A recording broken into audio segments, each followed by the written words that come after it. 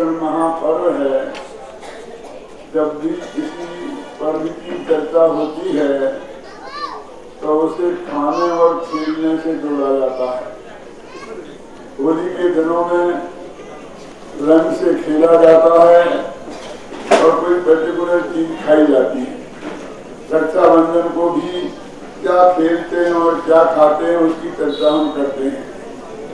लेकिन ये दशलक्षण महापर्व खेलने और खाने का पर्व नहीं है, बल्कि खेलना और खाना त्यागने का पर्व है। ये भोग का पर्व नहीं है, ये त्याग का पर्व है। पर्व दो प्रकार के होते हैं, एक त्रैकालिक और एक तात्कालिक। तात्कालिक पर्व भी दो प्रकार के होते हैं, एक घटनाओं से संबंधित और एक व्यक्ति से संबंधित।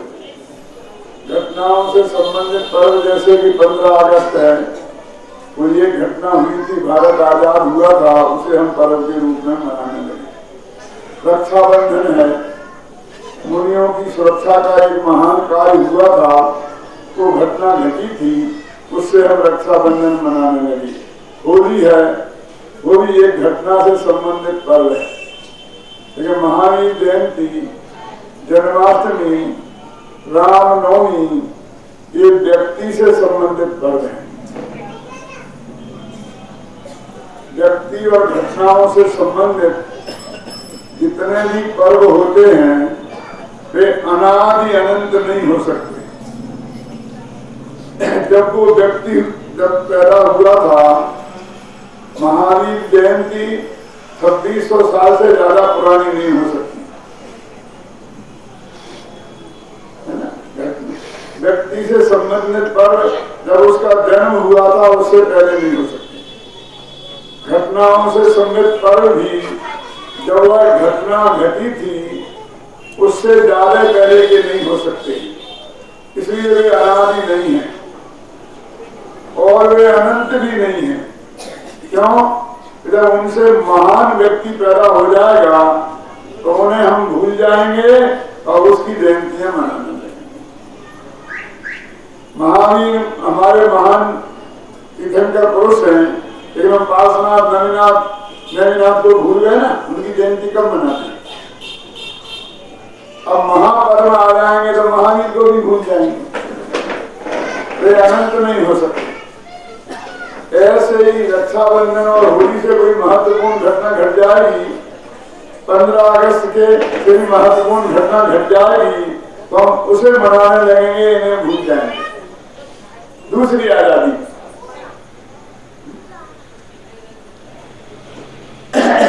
इसी प्रकार घटनाओं से और व्यक्तियों से संबंधित पर्व सार्वभौमिक नहीं हो सकते, सार्वजनिक नहीं हो सकते।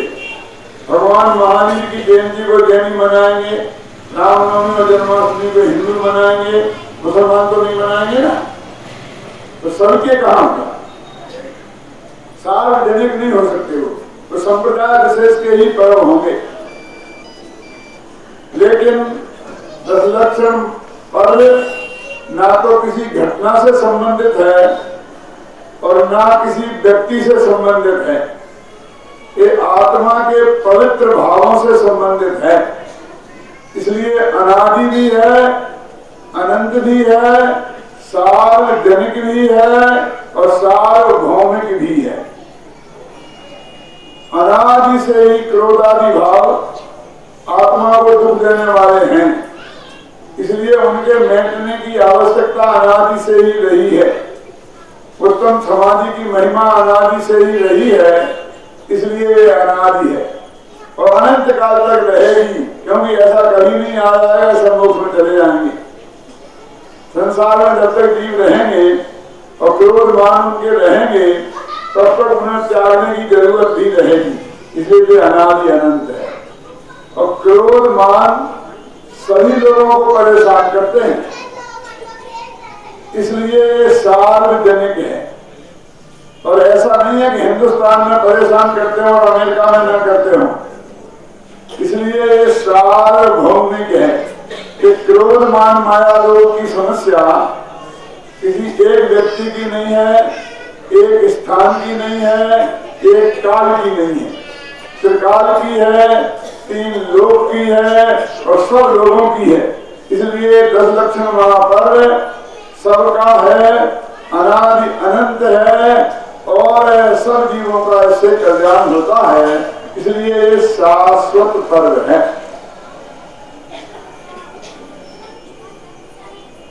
जब आज अपन को उत्तम क्षमा की चर्चा करना है, पहले दिन की, जब भी धर्म की चर्चा चलती है तो ऐसा ही कहा जाता है कि हिंसा नहीं करना, झूठ नहीं बोलना, चोरी नहीं करना, विचार नहीं करना, परिग्रह नहीं जोड़ना।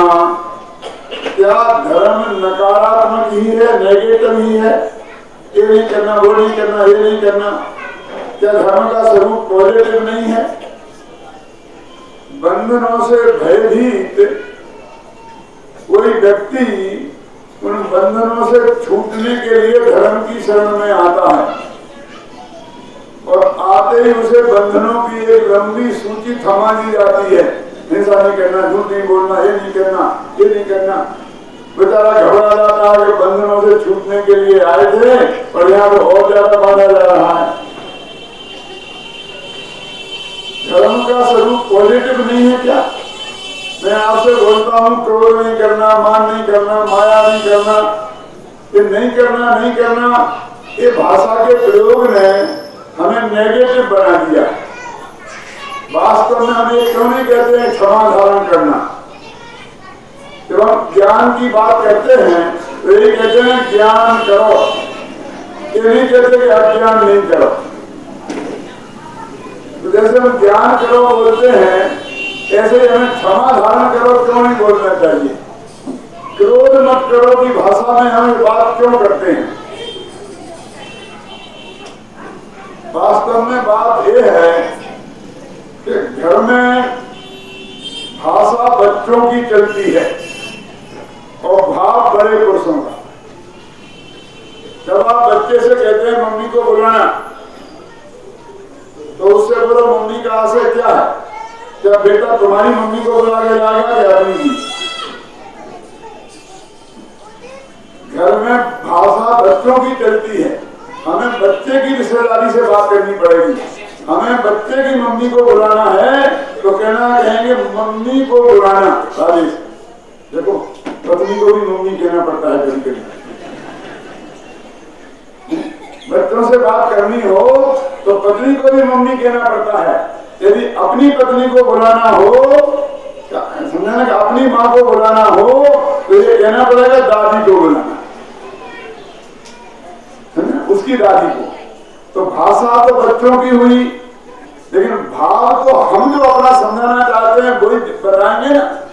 भाषा होती है बच्चों की, भाव होता है पुरुषों का, बड़े घर के बड़े लोगों का। ऐसे ही दिनवाणी में भाषा होती है अज्ञानियों की, घबराना नहीं, और भाव होता है ज्ञानियों का। अज्ञानियों को अज्ञानियों की भाषा में समझाना पड़ता है। क्रोध उनके लिए परिचित विभाव है, तो क्रोध नहीं करना क्षमा है तो उन्हें कुछ संतोष सा हो जाता है। लेकिन हम कहें क्षमा नहीं करना क्रोध है तो उनकी समझ में कुछ नहीं आता है। यदि बच्चों की भाषा में बात नहीं करेंगे तो बच्चों तक अपनी बात हम पहुंचा नहीं सकते। यदि अपनी बात हमें जनता तक पहुंचाना है तो जनता की भाषा में बात करनी पड़ेगी। तो क्रोध, मान, माया और लोभ ये ऐसे विकार हैं कि जिनसे सारी जनता भली भांति परिचित है। जगत की बात तो ये है कि क्रोध किसे कहते हैं, यदि ये समझाना हो तो क्या करें? इधर आइए। ये कहेंगे क्षमा नहीं करना क्रोध है तो किसी की समझ में नहीं आएगा, तो कहना पड़ेगा खूब गुस्सा आता है, आंखें लाल हो जाती हैं, जबान लड़खड़ाने लगती है, मुंह से गालियां बकने लगता है, हाथ पैर चला के किसी को मार पीटने की कोशिश करता है। क्यों? तो उसे गुस्सा कहते हैं, तो उसकी समझ में आता है। गुस्से को पॉजिटिव समझाते हैं और क्षमा को नेगेटिव। क्योंकि वो गुस्सा करते लोगों को उसने देखा है। उसका नाटक में मंचन हो सकता है। गुस्से का प्रदर्शन करना हो तो क्षमा नहीं करो, उसका नाम गुस्सा है, नाटक में कैसे दिखाएं? और नाटक की स्टेज पे गालियां करते हुए, लाल लाल चेहरा करते हुए एकदम किसी को मारने दौड़े तो अपन समझ देते हैं बहुत गुस्से में।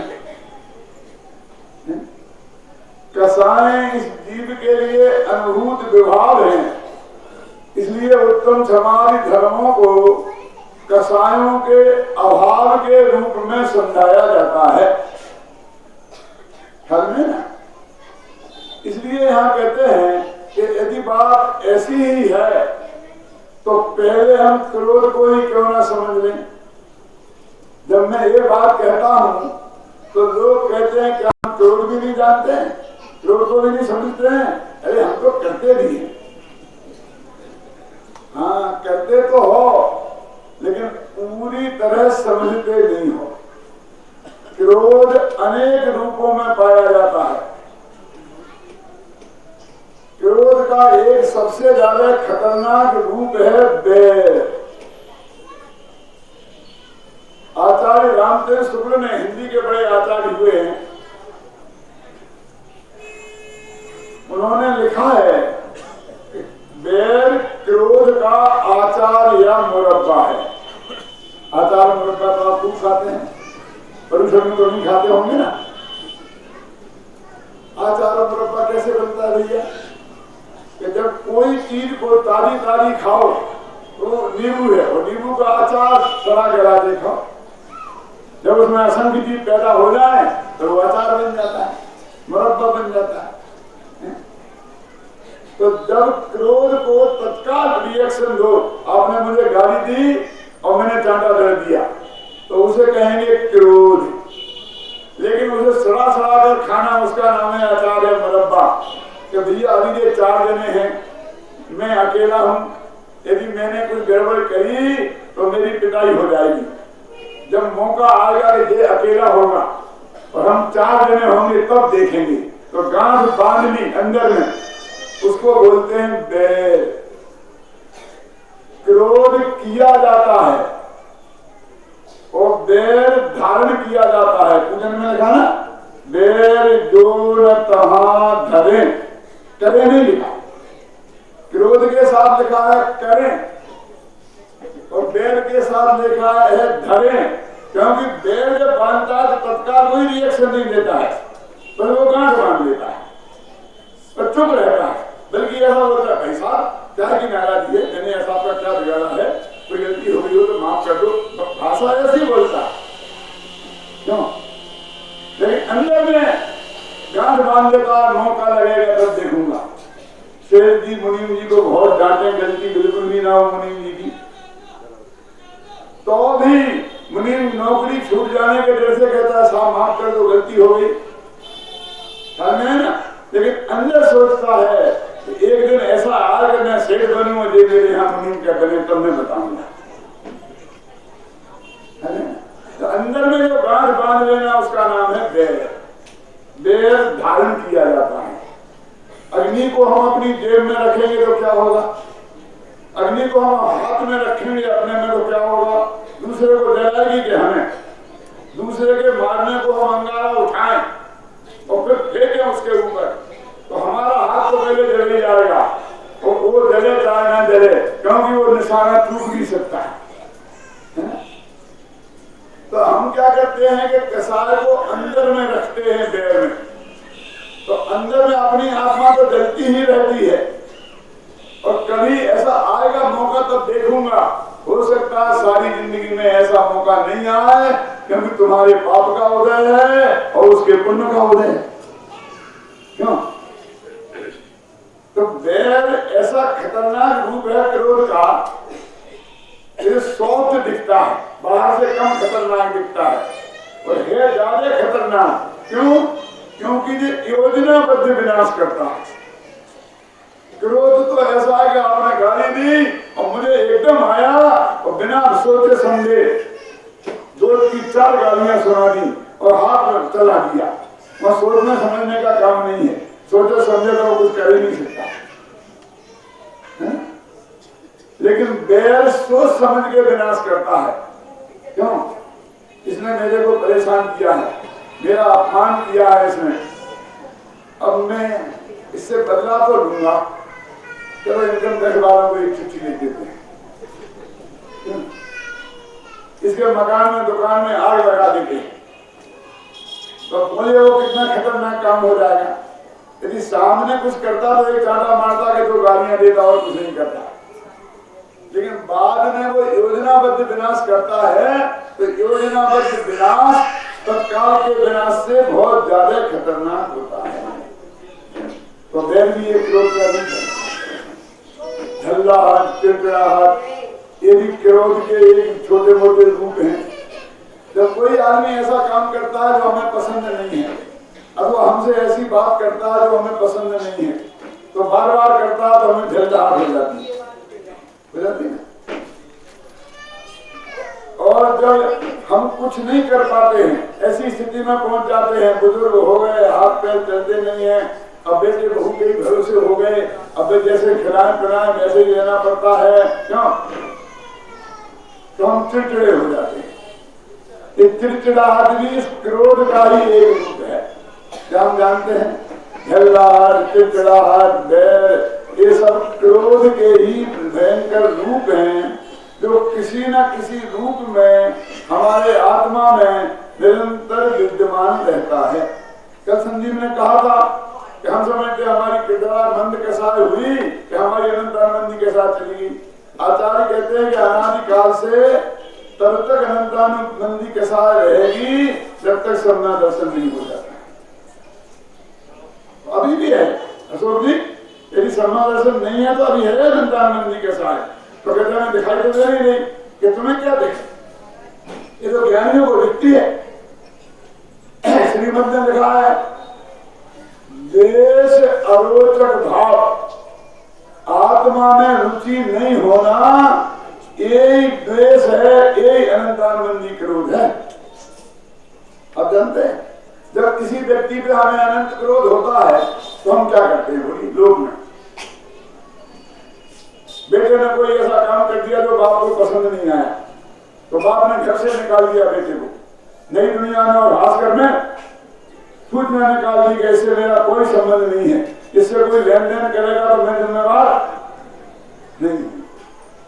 अब वो लड़का पिताजी से बोला, पिताजी मेरी बात तो सुनो, मैंने जो आप समझ रहे वो गलती की ही नहीं है, अगर डायरेक्शन में तेरी बात नहीं सुनना चाहता हूँ कि भाई चलो मैं माफी मांग लेता हूँ, गलती नहीं की तो अभी, कि मुझे कुछ नहीं सुनना है, कहना मुझे शक्ल मत दिखा, तेरी शक्ल देखकर मुझे गुस्सा आता है, निकाल दो इसे बाहर, निकाल। तो समझना। अब उसने अपने दोस्त से कहा कि क्या करें, पिताजी मेरी बात सुनने को तैयार नहीं है, तो तू जा, अब तू प्रेम से पिताजी को बताने की कोशिश करना कि मेरी गलती नहीं की है, और फिर भी मैं कहना माफी मांगने को तैयार हूँ, लिखित देने को तैयार हूँ, जो कुछ कहने करने को तैयार हूँ। तो उसका दोस्त गया पिताजी के पास, और तो दोस्त को बड़े प्रेम से बुलाया, आओ भाई सुरेश, बहुत दिनों से नहीं आए, आगे तो तुम आते ही नहीं हो, क्या बात है? ए रमेश की मम्मी चाय बनाओ और थोड़े लड्डू फड्डू भी लाया, नमकीन। रमेश आया है, उसने कहा पापा मैं आपसे एक बात करने आया हूँ। बोलो बोलो बेटा क्या बात है? कि वो जो आपका लड़का सुरेश है ना, उसकी बात मत करना और चाहे जो कुछ करना। आप सुनो तो, उसने वो गलती की ही नहीं, मैं कह रहा हूं ना कि उसकी बात नहीं करना। मेरी बात सुनो, मैं इसी काम के लिए आया हूं, बेटा नारायण निकल जा, धक्का मार के निकाल। अब अंदर से शिवरानी जी चाय पानी लड्डू मड्डू लेके आए। क्या हुआ? कि साले को मैंने धक्के मार के निकाल दिया। कि क्यों, क्या हुआ? कि वो सुरेश की बात करता है। तो जिसके प्रति हमारे हृदय में अनंत क्रोध होता है, उस व्यक्ति की हम बात नहीं सुनना चाहते, उस व्यक्ति की हम शक्ल नहीं देखना चाहते, उस व्यक्ति के बारे में कोई बात करे तो वो हम नहीं सुनना चाहते। इसका नाम है अनंतानंदी क्रोध। तो कैसे हो गया ये? कि हमें अपने आत्मा की हम आवाज नहीं सुनना चाहते।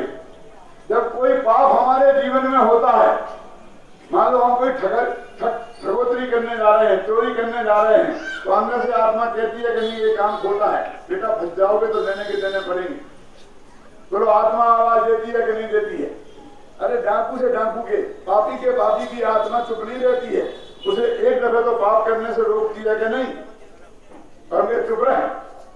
हम उसे डांट देते हैं। सिनेमा में आपने देखा होगा कई जगह दो आदमी आते हैं, एक कोई उसी का प्रतिबंध, वो कहता तुम ऐसा काम मत कर, दूसरा कहता ज्यादा चुप रहे। क्यों? ऐसा हमारे अंदर होता कि नहीं? और हम उस आत्मा की आवाज को दबा देते हैं, तब एक खोटे काम कर पाते। तो हमने आत्मा की आवाज नहीं सुनी ना। आत्मा की शक्ल देखने की कोशिश ही नहीं की आज तक। ये आत्मा के प्रति अनंत क्रोध है ना। और कोई हम जैसा आया और जिसने कहा कि भाई आत्मा तुम्हारा आत्मा स्वयं भगवान है, कि आत्मा सुनते सुनते कान पक गए। हमने तो पंडित बुलाया था, ये भगवान कहां से आ गया?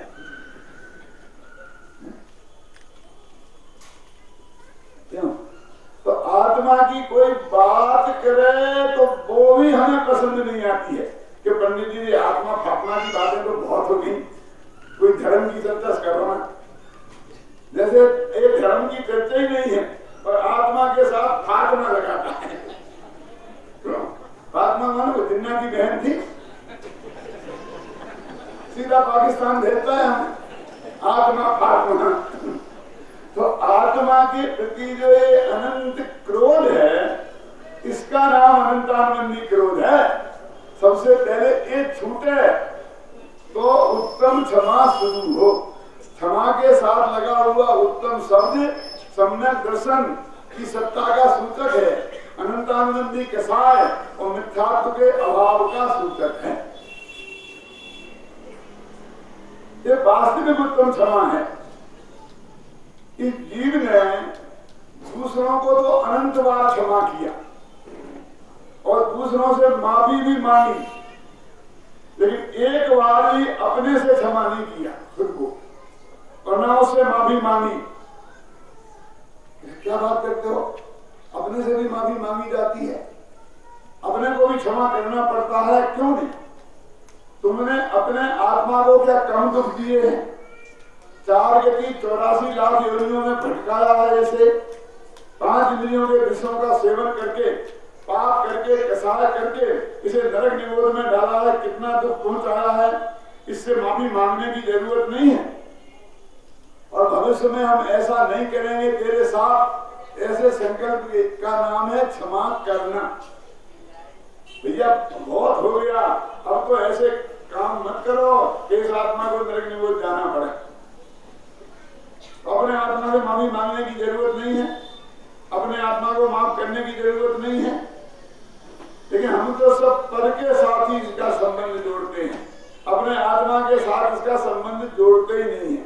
पर से क्षमा मांगना और क्षमा करना तो व्यवहार क्षमा है, और अपने भाई भव जस पर भव सुखदाई, गाली सुन मन खेद नयानो। चल गया कि गाली कोई देगा सामने तो मन में भी खेद नहीं होना चाहिए। गाली सुनकर चांटा मारे, पत्थर मारे, वो तो काया की विकृति वाला है। गाली सुनकर गाली देवे वो वचन की विकृति वाला है, और गाली सुनकर मन में खेद करे वो मन की विकृति वाला है। पूजा में कहते हैं कि गाली सुनकर मन में भी खेद न आए तो उत्तम क्षमा है। बोलो तीनों चीजें करी, काया से कोई प्रतिकार नहीं, वाणी से कोई प्रतिकार नहीं, और मन में भी उसके प्रति द्वेष भाव न जगे तो उत्तम क्षमा है। बोलो ऐसा हमें है। बहुत से बहुत बड़े होंगे तो काया है, बहुत से बहुत बड़े होंगे तो वाणी है, लेकिन मन में हमारे अंदर जो खेद होता है ये कहते हैं कि शत्रुता का भाव लेकर उसे मारने के भाव की बात नहीं, लेकिन अपने अंदर भी खेद खिन्न हो तो वो उत्तम समान नहीं है। गाली सुन मन खेद न आने और गुण को अवगुण कहो बखाने। क्या मतलब कि भैया गाली देकर हम सुन सकते हैं, लेकिन हमें तो कोई गुण है और अवगुण है ही नहीं। हम तो रात को पानी भी नहीं पीते हैं और वो लोगों से कहे कि हमने शराब पीते देखा है। क्यों? गुण को अवगुण हो गुण और अवगुण के रूप में कहे और अकेले में कहले तो हम सब भी रह जाए, लेकिन कहे बखाने व्याख्यान में कहे तो गुस्सा आ ही जाएगा ना। अकेले में किसी जगह बर्दाश्त कर सकते हैं, क्यों नहीं? मैं अभी भरी सभा में किसी का नाम लेके कहूं कि मनोहर राय जी अब तो शराब पीना छोड़ दो ना, तो क्या होगा? एक खुश होंगे, इसका मतलब है कि मैं अभी पीता हूं, एक कह दिया तो मैंने सारी समाज से। क्या तो दो दुर्गुण मेरे में है ही नहीं, और तुम भरी सभा में व्याख्यान में लोगों से वो बात कह दो तो गुस्सा आ ही जाएगा ना। लेकिन इन्हें नहीं आया तो तुम सभा में धारक हो गए।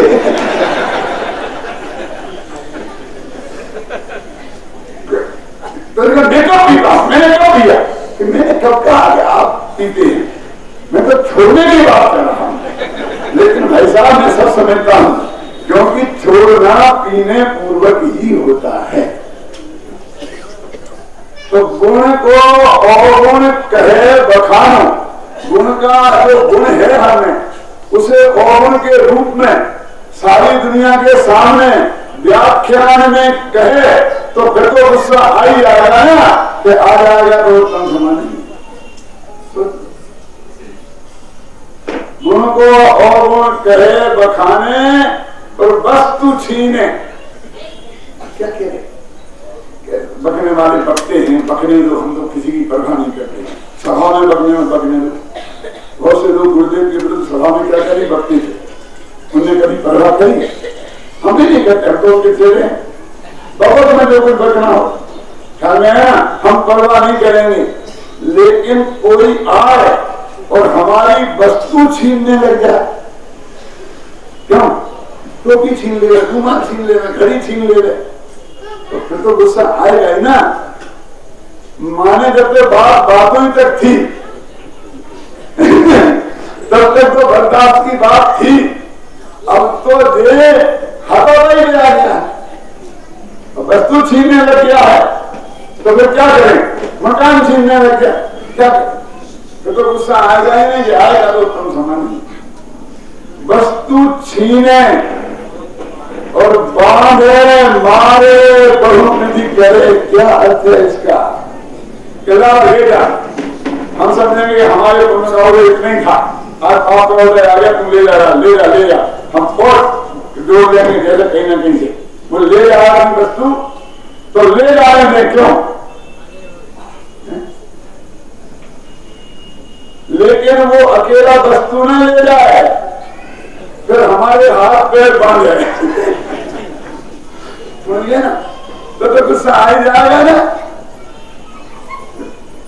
बांधे तो क्या करेंगे, आएगा कि नहीं आएगा तो तुम समा नहीं है कि बांधे तो भाग जाए, बांध के तो किसी से छुड़वा लेंगे, लेकिन बांध के फिर मारे, बांधे मारे और बहुविधि करे, बहुविधि करे का अर्थ मैं नहीं समझा सकता, और तुम बढ़िया लोग समझ भी नहीं सकते। क्यों?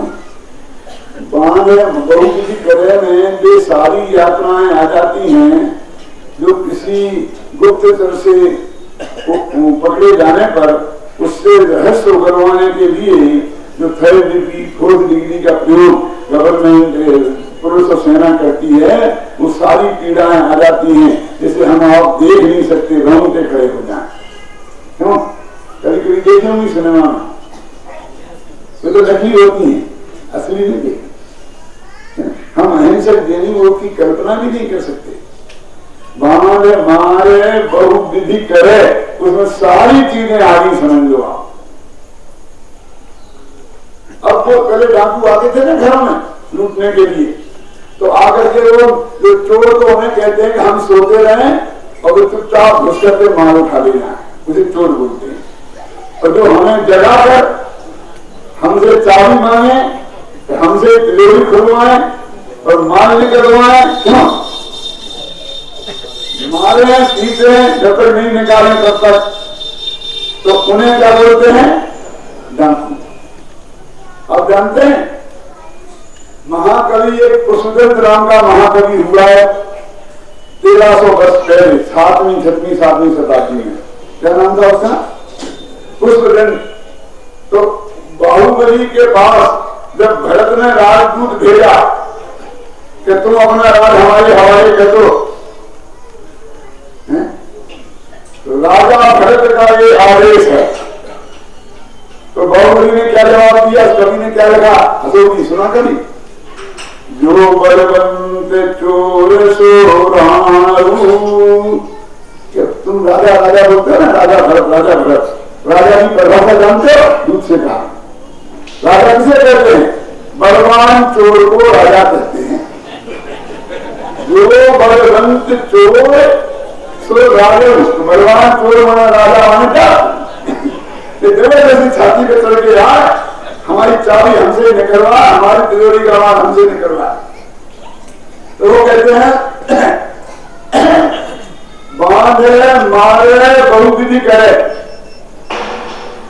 तो रात में डाकू लेकर के चोर मार के पीट के सब लेके भाग जाते हैं, तो भी हम गुस्सा नहीं करें और कहेंगे भैया जो ले गया तो ले गया, अब जो बचा है वो तो हमारा है, और जब तक ये हाथ पैर हैं तब तक 2 रोटियां कहीं ना कहीं कमाई जाएंगे। लेकिन वो क्या बांध मारे बहु करे और घर से निकाले, ये क्या चलता है? वो डाकू घर से नहीं निकालता, कम से कम मकान तो अपने नहीं छोड़ जाता है। वो चल संपत्ति ले जाता है लेकिन अचल संपत्ति नहीं ले जाता।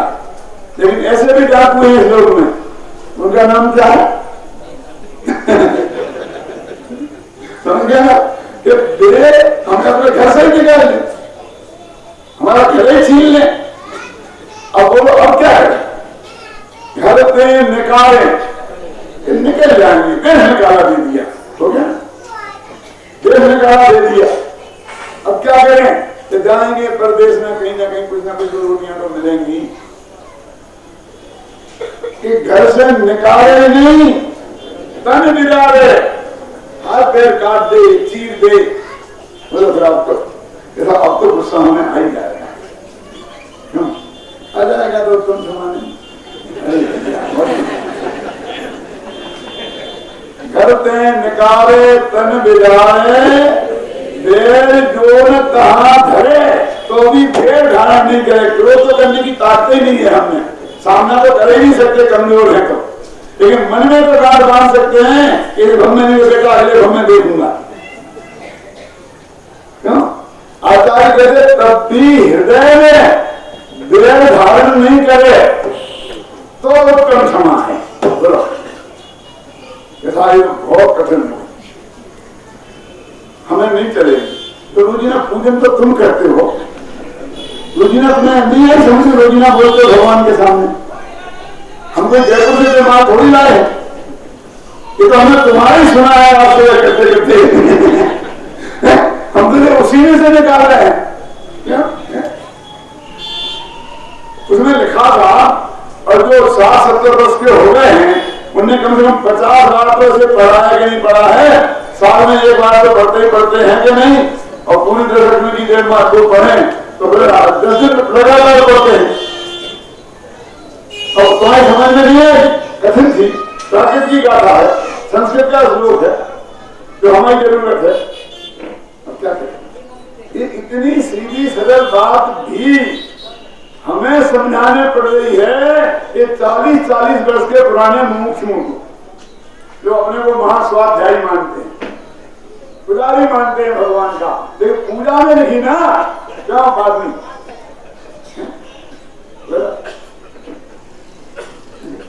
करो गाली सुन, अब ध्यान से सुनना, गाली सुन मन खेद नयाने, गुण को गुण कहे बखाने, कहिए बखाने वस्तु छीने, बांध मार बहुत भी करे, घर पे निकाले तन बिदारे, देर जो न तहां धरे।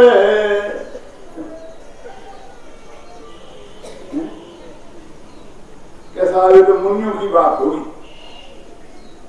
ये धर्म तो मुनियों के हैं, गृहस्थों के नहीं है। क्योंकि उत्तम समामाला वादन की चर्चा समिति और भुक्ति के बाद आई है, 12 भावनाओं के साथ आई है और चारित्र के साथ आई है, परिश्रय जय के साथ आई है। ये मुनियों की बात है, ये हमारी बात बच नहीं सकती। क्यों? क्योंकि अपनी बात क्यों नहीं है वो रसों की? इतनी बात इतनी क्षमा हो सकती नहीं रक्त में। इसी तो मुनि में होते हैं काट कूट क्या नाम, खोज खाद पृथ्वी सहे, और काट कूट बन राय, और कुटिल बचन साधु सहे, और से सहे न जाए। हम तो कुटिल बचन भी नहीं सह सकते हैं, इतनी मार पीट एक ग्रस्तों की बात नहीं हो सकती है। क्यों भानु कुमार जी, ये ग्रस्तों की है,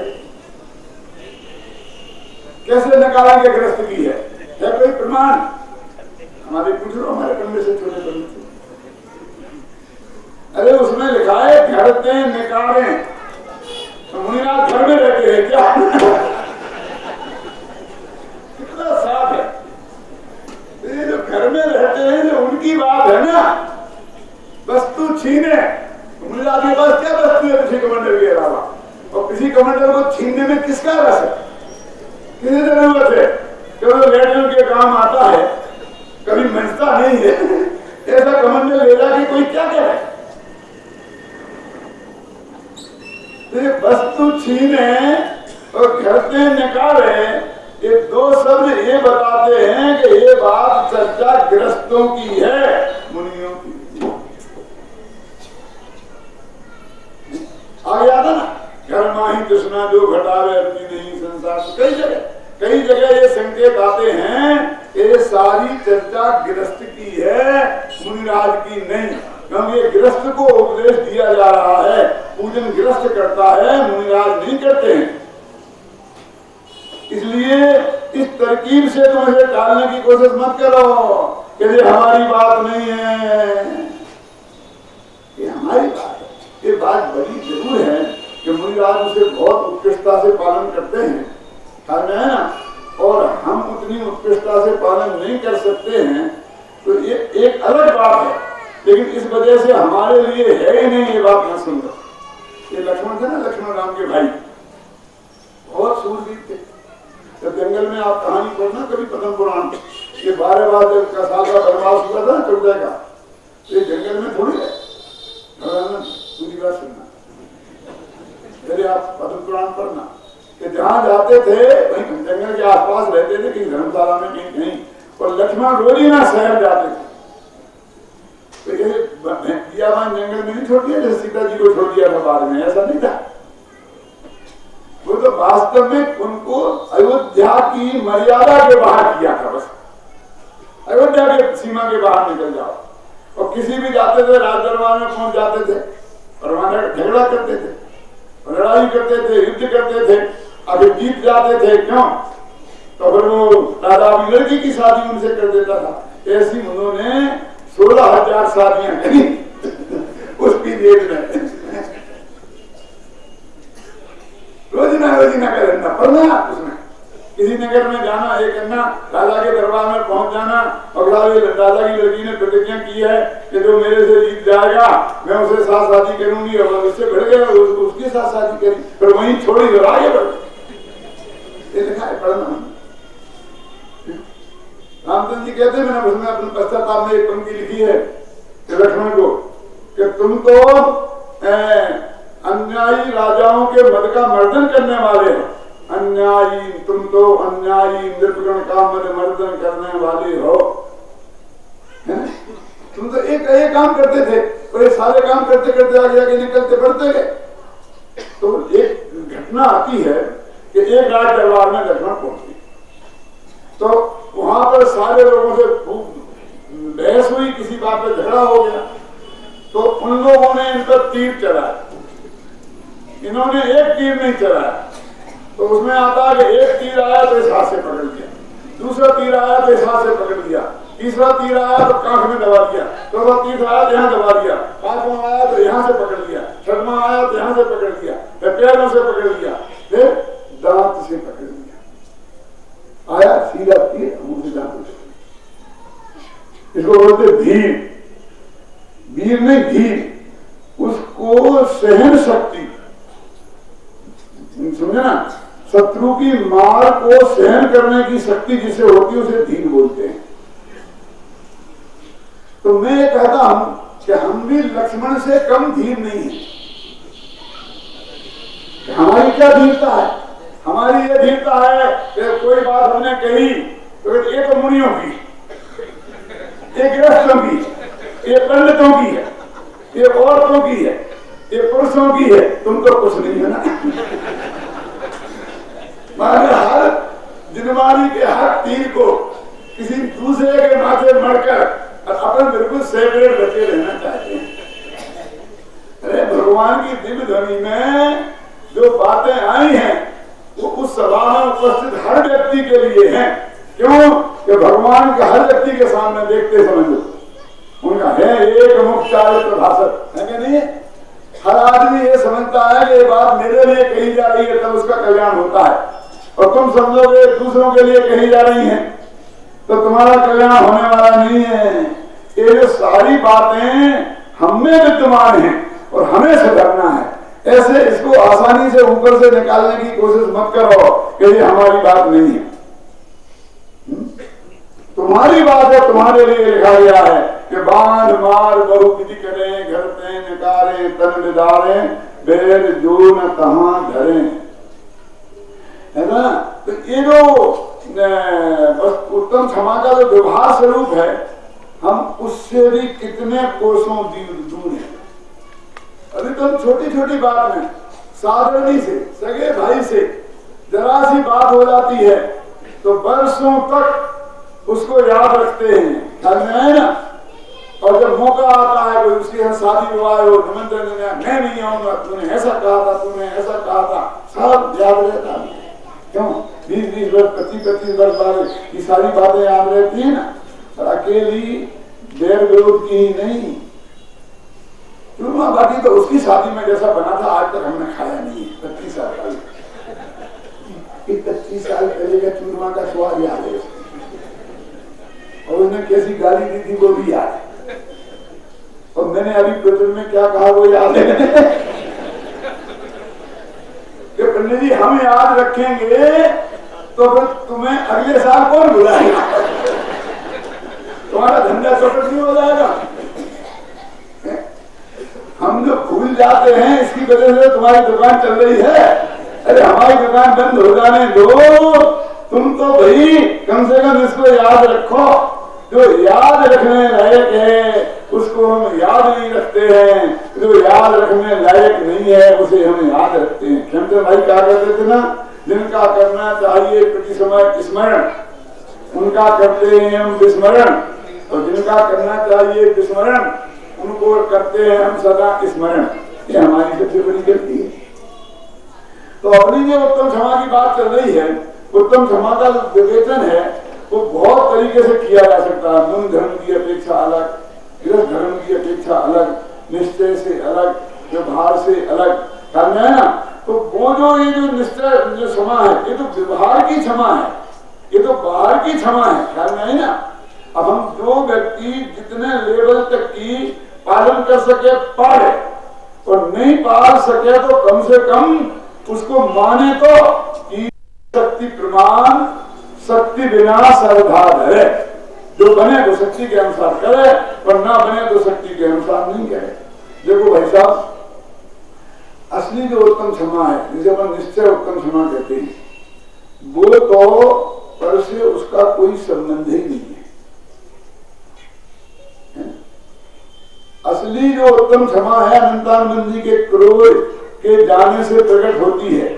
और अनंतानंद जी का क्रोध आत्मा की अरुचि का नाम है। जैसे कि मैंने पहले बताया था ना, अनंतानंद जी क्रोध क्या है? आत्मा की अरुचि का नाम है। पूज्य गुरुदेव श्री ने, कान्ही स्वामी ने एक बार सभा में ये कहा कि हे भक्त जीवो, तुमने से मैंने किसी को पर्याय दृष्टि से देखा हो तो माफ कर देना। मानी ये अपराध है, तुम माफ कर देना। ये क्या मतलब इसका? बोलो, माने ये कह रहे ये मेरा अपराध है कि मुझे तो सबको दिव्य दृष्टि से देखना चाहिए। देखो आप देखें इसका प्रयोग करके, मारीच और महावीर दोनों है ना। अब मैं आपसे पूछता हूं कि मारीच ही महावीर है और महावीर ही मारीच है, एक बात। दूसरा वाक्य, मारीच मारीच है, महावीर नहीं। महावीर महावीर है, मारीच नहीं, ये दो बात है। अब हमने पर्याय दृष्टि से देखा तो मारीच मारीच है, महावीर नहीं। तो वो जिसने आदिनाथ का विरोध किया था, जिसने घड़ी जाकर सामने मोर्चे की दुकान खोली थी, तो जो हमारे प्यारे भगवान तीर्थंकर का विरोध करे उसके प्रति हमें राग आएगा कि देश आएगा, देश आएगा। और फिर वो महावीर बना, वो तो हमारा 24वां तीर्थंकर है, तो राग आएगा। तो एक पर्याय दृष्टि से देखा, सुनना, तो महावीर के प्रति राग आया और मारीच के प्रति द्वेष आया, तो वीतराग का नहीं। ये पर्याय दृष्टि के देखने का ये दोष है। अब ये देखो कि मारीच ही महावीर है और महावीर ही मारीच है, दोनों एक ही है। वही आत्मा मारीच का आत्मा महावीर बना, अब न राग होगा न द्वेष होगा, वीतरागता उत्पन्न हुई। तो दिव्य दृष्टि से देखने से वीतरागता उत्पन्न होती है और पर्याय दृष्टि से देखने पर राग द्वेष उत्पन्न होते हैं। इसलिए वो कहते हैं कि मैंने किसी को पर्याय दृष्टि से देखा हो तो उससे मुझे राग द्वेष पैदा हुए होंगे, है ना। और दिव्य दृष्टि से देखो तो जो निगोद में सो ही मुझ में सो ही मोक्ष मझार, अंतर भेद कछु भी नहीं भेद गिने संसार। जो निगोद में है सो मुझ में सो मोक्ष में है, ये दिव्य दृष्टि से है ना। कोई भगवान आत्मा निगोद में था, कोई आ जाया मेरे में, वही भविष्य में मेरा मोक्ष होगा, उसमें भी यही जाएगा। तो दिव्य दृष्टि से आत्मा को देखना ये उत्तम क्षमा है, और पर्याय दृष्टि से आत्मा को देखना एक क्रोध है। बोलो कौन जानता है एक क्रोध की तरफ है? तो पर्याय तो एक नए है ना, उसकी दृष्टि से भी देखना तो है ना। देखना माने समझने के लिए, जानने के लिए, कोई निषेध नहीं है। लेकिन जब हम आत्मा के कल्याण की दृष्टि से कोई रिश्तेदारी जोड़ें तो रिश्तेदारी जोड़ने की जरूरत नहीं है। इतनी सी बात है, है ना। इतनी ये सामने जो बैठे हैं वो सब आत्मा है, ये देखना। और ये मेरा बेटा, ये मेरी बहू है, ये मेरी बेटी है, ये मेरे दूसरे नहीं है, दूध के हैं, ये सब पर्याय दृष्टि से देखना। इससे लाभ इसके अलावा क्या हाथ आने वाला है। इसलिए कहते हैं निश्चय उत्तम क्षमा तो उतनी गहराई में जाकर के होती है। देखो अनंतानुबंधी कसाई के जाने से उत्तम क्षमा प्रकट होती है, अप्रत्याख्यानावरण कसाई के जाने से उत्तम क्षमा पल्लवित होती है। पहले तुम समझते पैदा हुई और फिर वो जरा सा बड़ा प्रत्याख्यानावरण कसाई के जाने से उत्तम क्षमा वृद्धि को प्राप्त होती है, और संजुलन कसाई के जाने से उत्तम क्षमा पूर्णता को प्राप्त होती है। ये है असली स्वरूप। तो अब हमने अनंतानंद जी के जाने का तो कोई उपाय किया नहीं, उसको उपाय हम सोचने की जरूरत ही नहीं समझती है। और हम तो क्रोध को ऐसे दूर करना चाहते हैं कि एक बहू एक महाराज के पास गई कि महाराज मेरी सास को गुस्सा बहुत आता है, कोई दवाई दे दो, कोई इलाज बता दो, कोई मंत्र जंत्र बता दो। अब महाराजों का सब काम जंतर मंतर से ही चलता है ना। अरे भाई धोखाधड़ी में कुछ नहीं रखा है, डॉक्टर के पास जाओ तो कम से कम गोली तो देता है, 100 रुपया लेता है तो लेता है। वैद्य के पास जाओ तो भले ही 50 रुपया ले लेंगे, 2 रुपये का मान तो देता है। आत्मा को क्षमा करना और उसे माफी मांगना ये निश्चय क्षमा है। वास्तव में विवाह क्षमा की भी चर्चा हमारे यहाँ पूजन में कितनी